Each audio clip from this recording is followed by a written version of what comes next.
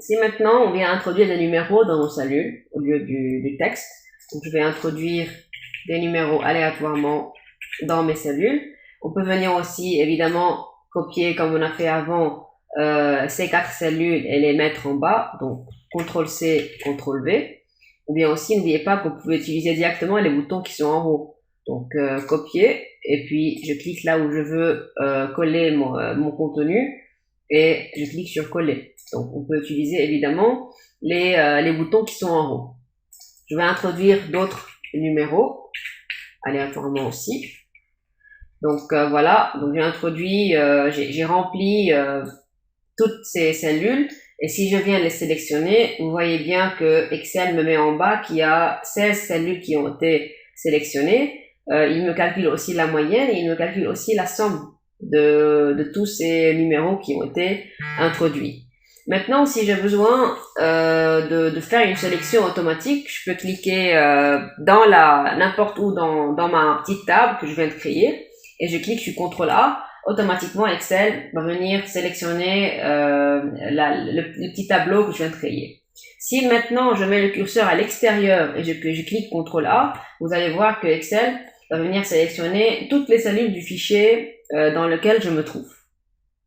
Si maintenant on a besoin de sélectionner une seule ligne et une seule colonne en même temps dans notre tableau, donc tout simplement on sélectionne la ligne voulue, et si j'ai besoin d'avoir en même temps une colonne qui est sélectionnée, je clique sur CTRL et je sélectionne en même temps la colonne voulue, et je viens appliquer le changement que je veux, ou bien CTRL-I pour avoir un texte qui est en italique, ou bien CTRL-U pour avoir le texte, ou bien dans notre cas les numéros qui sont soulignés.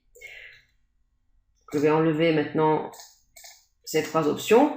Je vais quand même copier mon petit tableau pour avoir un plus grand tableau. Donc CTRL-C, CTRL-V. Voilà. Donc je l'ai copié plusieurs fois. J'ai obtenu un plus grand tableau. Maintenant, évidemment, lorsqu'on a un très grand tableau, donc c'est fait exprès parce que ce que je tiens à vous dire maintenant, c'est fait parce que vous avez de très grandes bases de données. Et donc, comment vous faites pour se déplacer ou bien pour sélectionner votre tableau qui est vraiment très très grand? Vous mettez votre curseur à l'intérieur d'une ligne par exemple. Si vous cliquez sur CTRL avec les flèches, donc automatiquement vous voyez votre curseur se déplacer au niveau des coins de votre tableau. Donc là je suis en train de cliquer sur CTRL, flèche droite, flèche vers le bas, flèche vers la gauche, etc. Si maintenant on clique sur Shift et on utilise les flèches, vous voyez que la sélection, donc je suis en train, à chaque clic, il y a la sélection qui se déplace, qui s'agrandit d'une cellule.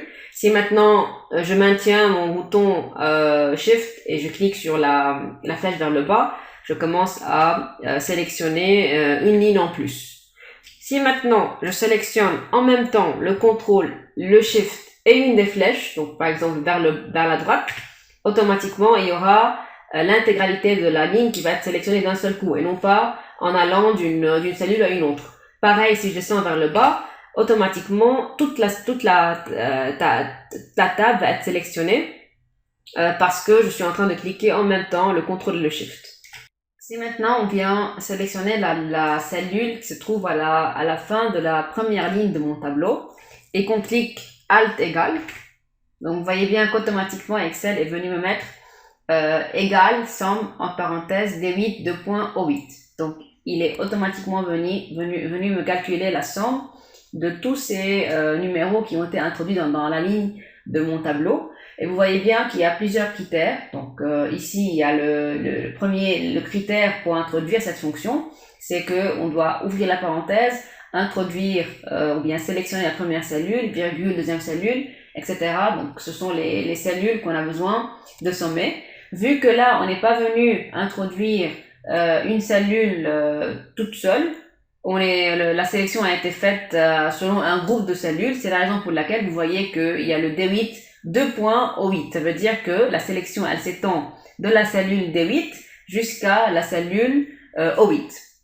Donc si je clique Enter, voilà en fait la somme de la première ligne.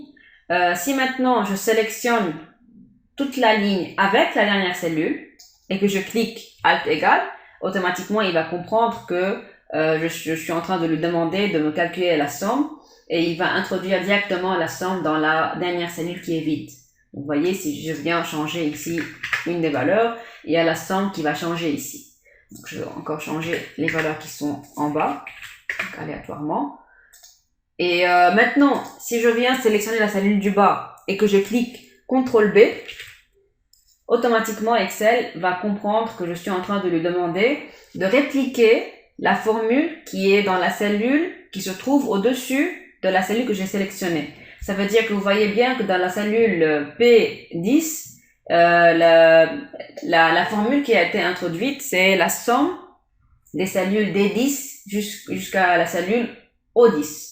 Et d'ailleurs, c'est la même formule, c'est la même fonction que la cellule qui était juste en haut, sauf que évidemment, elle est appliquée sur la ligne en question.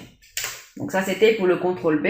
Alors que si je viens sélectionner une cellule qui est à la droite de la cellule où il y a une fonction qui m'intéresse, et je clique cette fois-ci sur CTRL D, donc vous allez voir que aussi Excel va répliquer la formule qui se trouve à gauche de la cellule sélectionnée, sauf que évidemment ici si je clique dans l'espace de l'emplacement des formules, vous voyez bien que la sélection elle s'étend de la cellule D9 jusqu'à la cellule O9, alors que si je sélectionne la cellule Q9, on voit bien que la somme elle s'étend de la cellule E9 jusqu'à la cellule P9. Donc évidemment le contenu de la cellule a été décalé d'une seule cellule vu que la colonne ou bien vu que la cellule Q9 se trouve décalée d'une seule cellule par rapport à la cellule P9.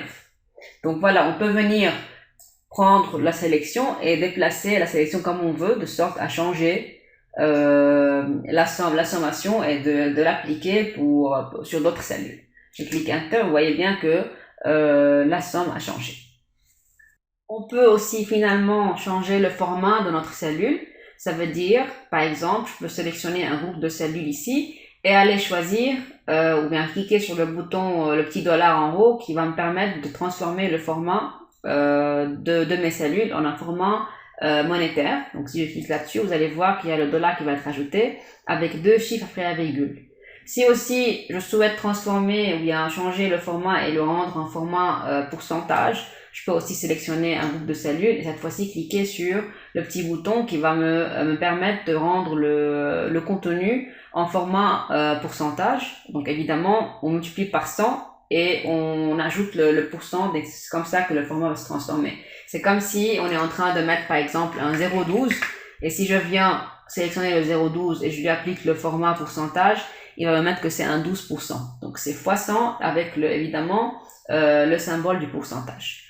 Si aussi on désire avoir un séparateur de milliers, donc si j'introduis un nom qui est vraiment très très grand et je souhaite avoir un séparateur de milliers, je sélectionne la cellule et je clique sur le bouton qui est là. Automatiquement, Excel va venir mettre des séparateurs et vous voyez bien que par défaut, il y a 2 décimales qui sont introduites aussi. Et finalement, les 2 boutons qui sont là vont me permettre d'augmenter ou non le nombre décimal. Ça veut dire que par exemple, si je sélectionne le petit 2 que j'ai ici, donc c'est la cellule L8, et je clique sur le bouton pour ajouter une décimale, vous allez voir que Excel est en train d'ajouter plusieurs décimales au niveau de la cellule sélectionnée. Sinon, on peut aussi réduire le nombre de décimales au niveau de la cellule sélectionnée. Et d'ailleurs, au niveau de la petite flèche en haut, vous voyez qu'il y a plusieurs formats qu'on pourra appliquer. Donc, je peux venir choisir aussi le format scientifique. Et vous voyez bien que la cellule, le contenu de la cellule a été transformé en un format scientifique. Et d'ailleurs, le grand E, quand on écrit comme ça, donc quand le contenu se transforme de cette manière-là, ça veut dire qu'on est en train de dire que c'est un 2 fois 10 exposant 0. 10 exposant 0, ça veut dire c'est 1, donc c'est en fait le 2. Pour changer aussi le format, vous pouvez, au lieu de venir utiliser les boutons qui sont là, vous pouvez aussi faire cliquer sur le bouton droit de la souris et aller dans format de cellule et vous trouvez en fait la liste qu'on vient de voir maintenant ici en haut, elle est la même ici et vous choisissez le format voulu.